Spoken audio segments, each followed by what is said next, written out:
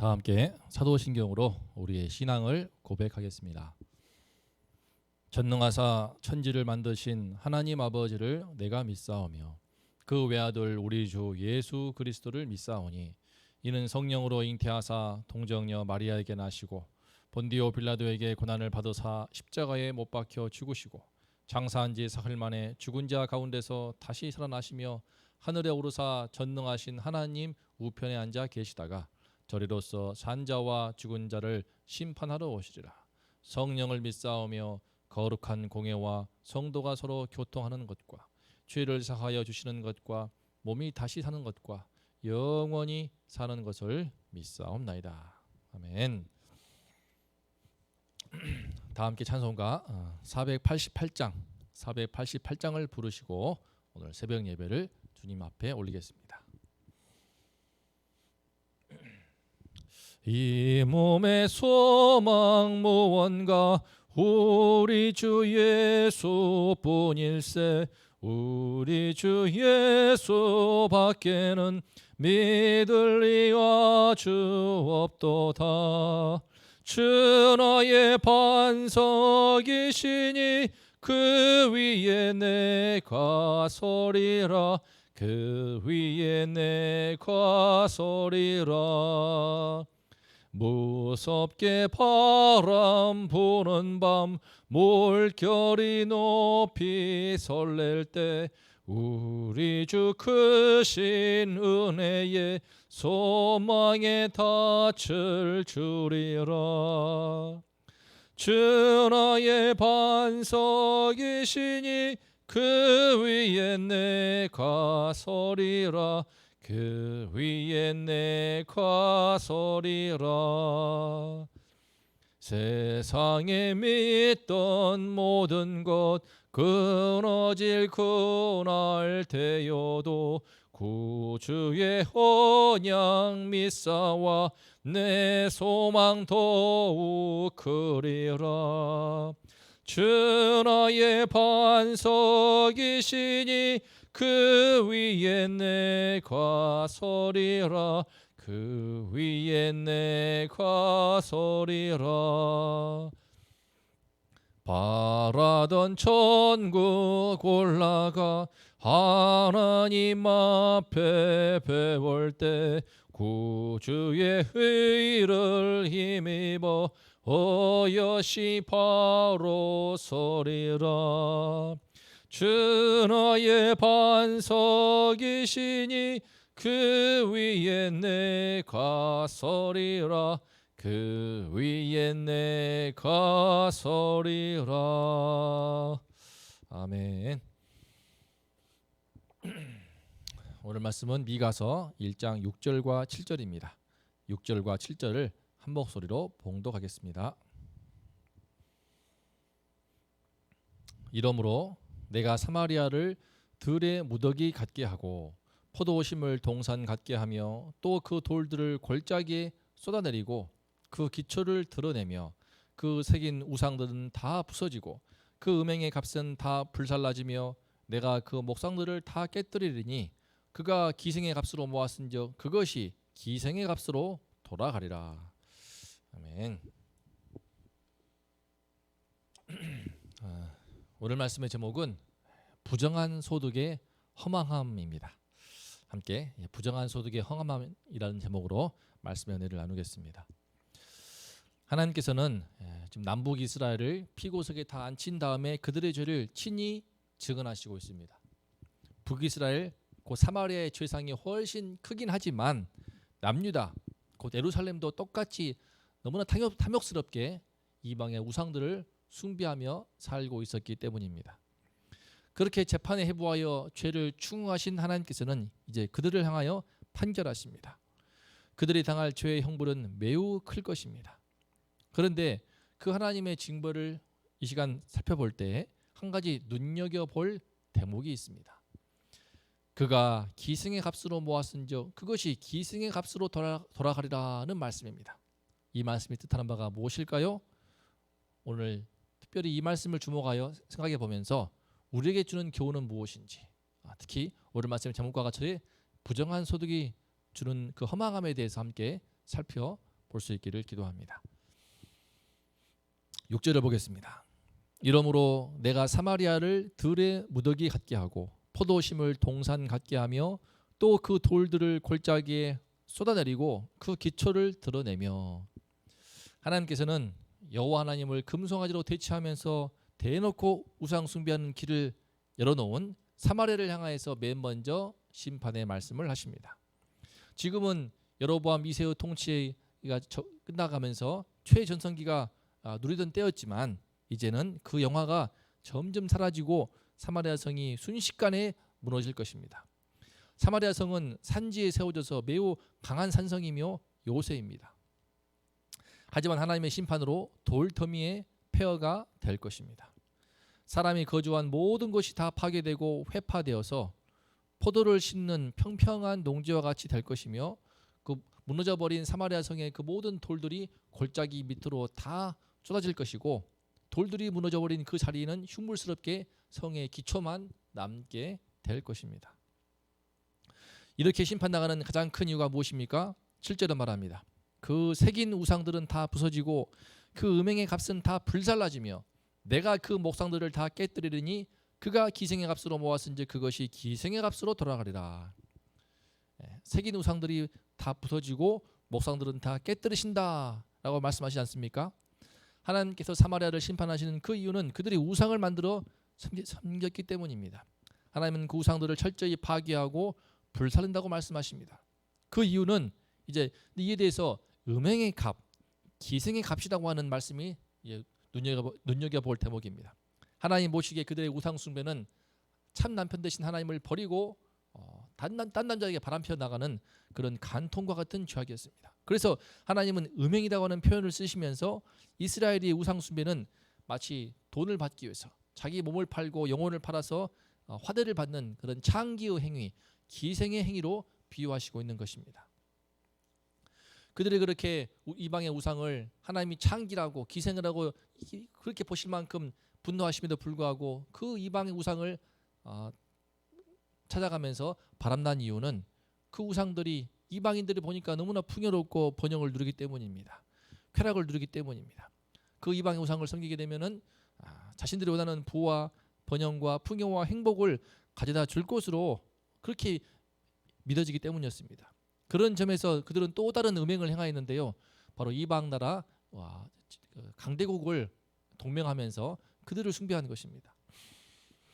특히 북이스라엘 사마리아는 이방 나라 그 아수르와 동맹하여 그들로부터 안전을 얻고 보호를 받기를 기대했습니다. 그들은 이처럼 이방의 우상을 숭배하고 또 특히 이방 제국 아수르도 숭배하면서 그들을 통하여서 번영을 도모하고 풍요를 찾고 안전감을 얻기를 원했습니다. 그렇지 않겠습니까? 아무래도 눈에 보이지 않는 하나님보다는 당장 눈에 보이는 힘센 강대국의 보호를 받으면서 또 내 수중에 어떤 많은 소유를 얻게 되고 보물을 금은보화를 쌓게 되면은 그 통장에 든든한 잔고가 사실은 당장 하나님을 의지하는 것보다도 내 마음에 든든한 마음을 주는 것처럼 느껴지기 때문입니다. 사마리아는 그 안정감, 그 풍요로움이 주는 유익을 위해서 이제 자기들을 애굽의 노예에서 그 죄의 노예 가운데 살던 그 애굽의 고통스러운 삶에서부터 건지신 그 하나님을 참 남편 되신 하나님을 버리고 맙니다. 남유다도 마찬가지입니다. 사마리아가 처음 시작했지만 남유다 역시 똑같은 길을 갑니다. 지금 미가 선지자가 활동하는 시기에 유다 왕 아하스가 있는데요. 요담, 아하스, 히스기야 이렇게 사용하지 않습니까? 그런데 그 아하스 왕은 대놓고 아수르한테 빌붙습니다. 아수르 제국한테 사신을 보내어서 그 아수르 제국의 그 이방 신전을 그대로 본따서 그려오라고 한 다음에 그 신전의 모양 그대로 예루살렘 성전에다가 설치해 놓습니다. 그렇게 하면은 아수르에게도 잘 보일 것 같고 강대국의 도움도 받으면서 또 그들 나라와 같이 번영과 풍요를 누릴 것으로 기대한 것입니다.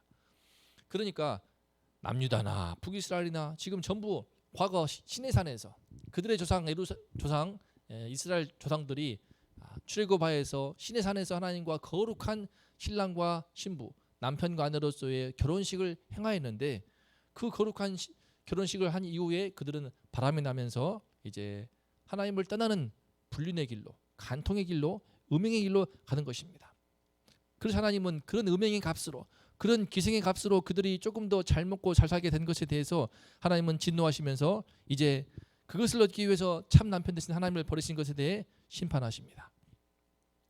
7절을 보게 되면은 그 음행의 값, 그 기생의 값을 다 불태워 버릴 것이라고 하십니다. 그가 기생의 값으로 모았은즉 그것이 기생의 값으로 돌아가리라라고 선언하십니다. 여기서 말하는 기생은 특별히 지금 상황에서 본다고 하면은 1차적으로는 아수르를 가리킵니다. 저 이방 나라 아수르, 그들은 그 아수르에게 빌붙고 아수르 이방 우상을 본따면서 남유다 아하스 왕도 섬기고 북이스라엘도 그렇게 이방 우상을 섬겼지만 하나님께서는 그들이 그렇게 해서 기생의 값으로 나름 어떤 부를 이루고 안전을 도모했을지라도 전부 다 기생의 값으로 돌아갈 것이라고, 바로 아수르의 침공으로 인해서 전부 다 그들의 모든 재물과 보화를 다 끌고 갑니다. 아수르의 신전에 끌고 가서 아수르의 신전 창기가 있는 그 신전에다가 이제 가지고 가서 제사를 지내는 것을 볼 수 있습니다.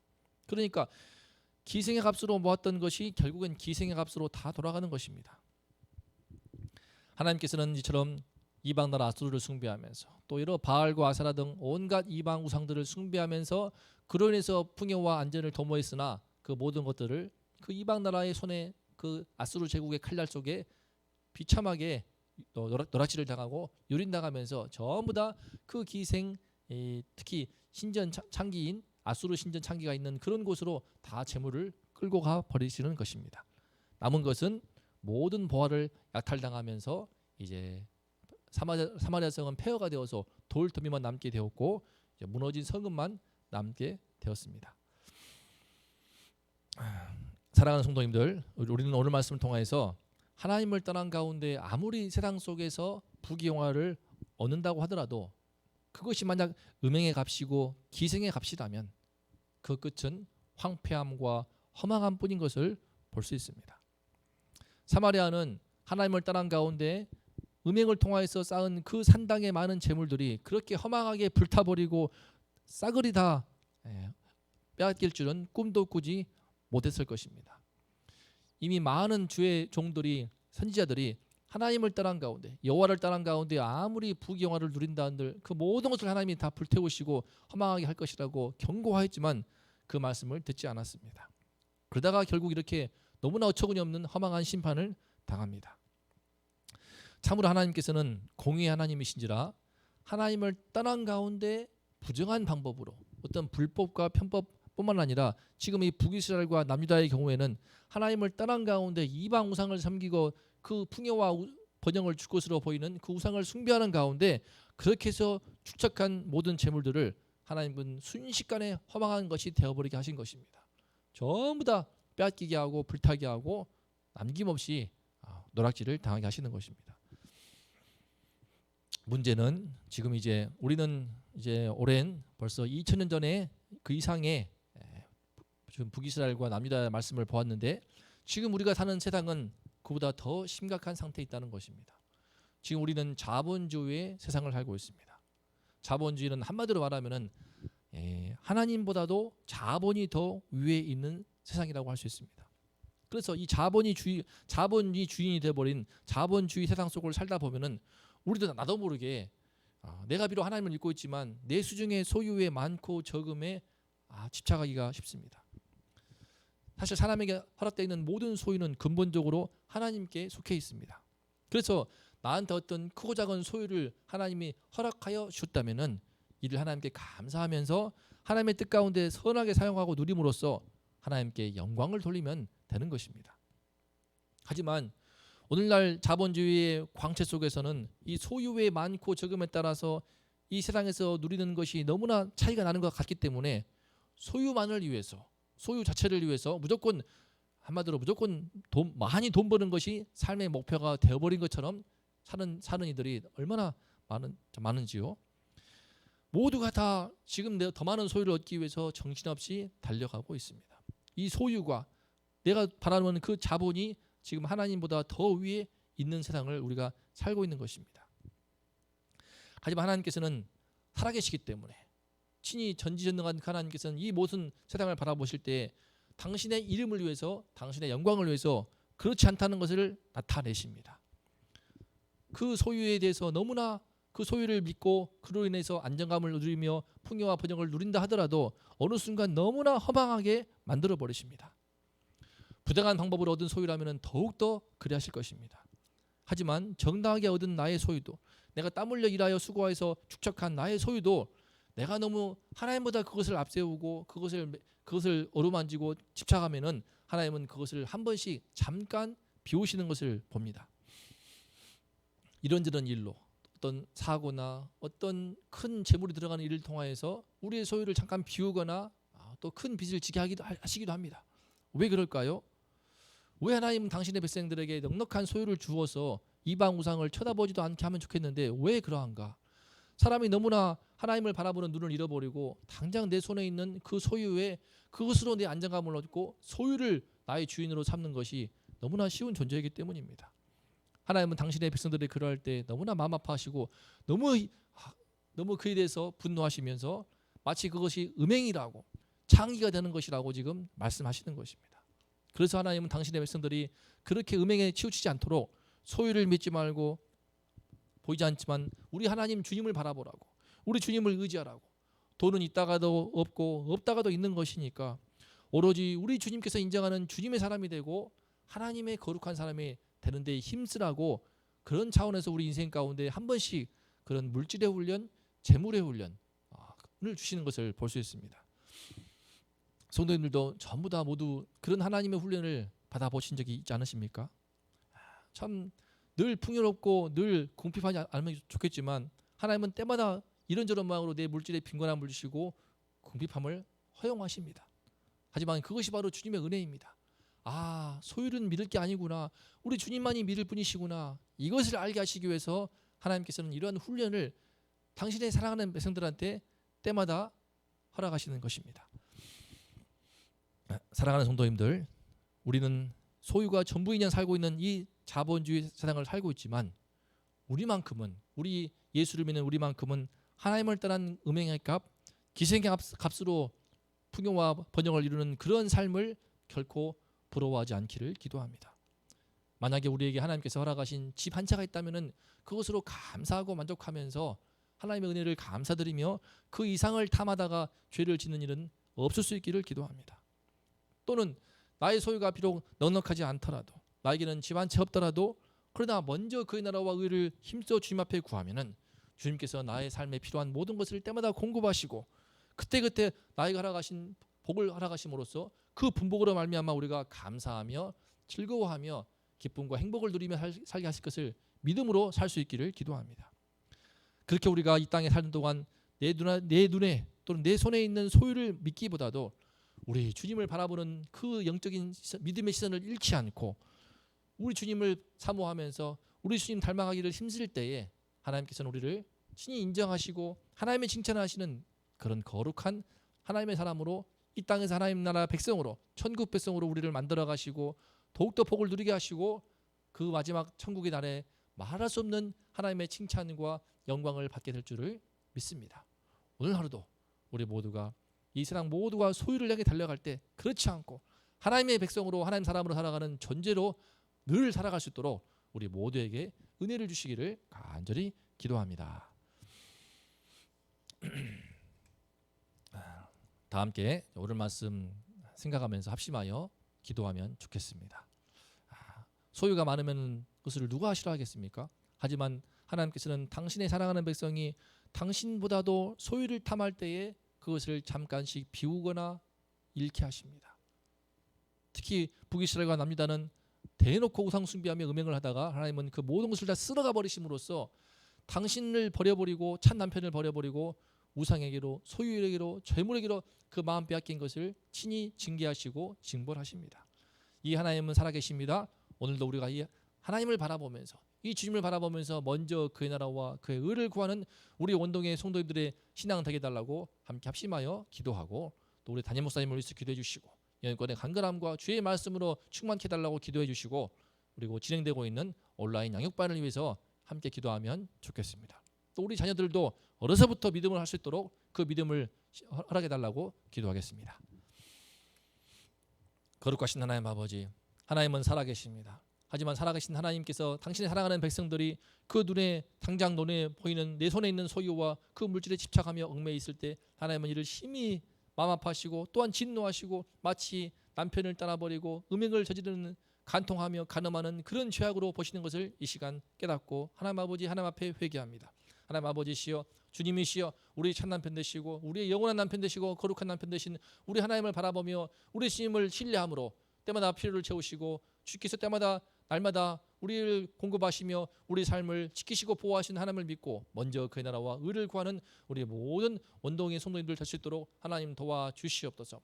온 세상이 물질의 자본의 노예가 되어서 살아가는 이때에 하나님 아버지 우리는 우리 주 하나님을 바라보는 믿음의 시선을 잃지 않게 도와주시고 믿음으로 살게 하시고 그래서 믿음으로 살아가는 사람의 삶 속에 하나님은 어떻게 채우시며 어떻게 복을 주시고 어떻게 놀라운 영광을 드러내는지 보여주는 그런 증인된 삶을 우리 모두가 살 수 있기를 간절히 기도합니다. 하나님 아버지 오늘 하루도 함께해 주시고 담임 목사님 굳게 붙들어 주시어서 성령 충만함을 주시고 주의 말씀을 통하여서 우리의 믿음의 눈을 잃지 않도록 주의 종을 굳게 세워 주시옵소서. 하나님 아버지 주께서 함께 하셔서 우리 다음 세대 아이들도 이 세상에 모두가 다 자본을 향하여 돈을 향하여 물질을 향하여 달려가는 이 세상을 살고 있지만 우리 아들 딸들이 다음 세대가 눈을 들어서 믿음의 눈을 떠서 아버지 하나님 영원하신 하나님을 바라보게 도와주시고 믿음으로 살아가는 그 놀라운 하나님 나라의 법칙에 눈을 뜨게 도와주시어서 아버지여 우리 다음 세대가 믿음으로 하루하루를 살아가는 놀라운 믿음의 백성 될 수 있도록 축복하여 주시옵소서. 온라인 양육반을 축복하시고 양육반을 통하여서 비록 많은 수가 듣지는 않지만 듣는 모든 분들의 귀를 복되게 하시고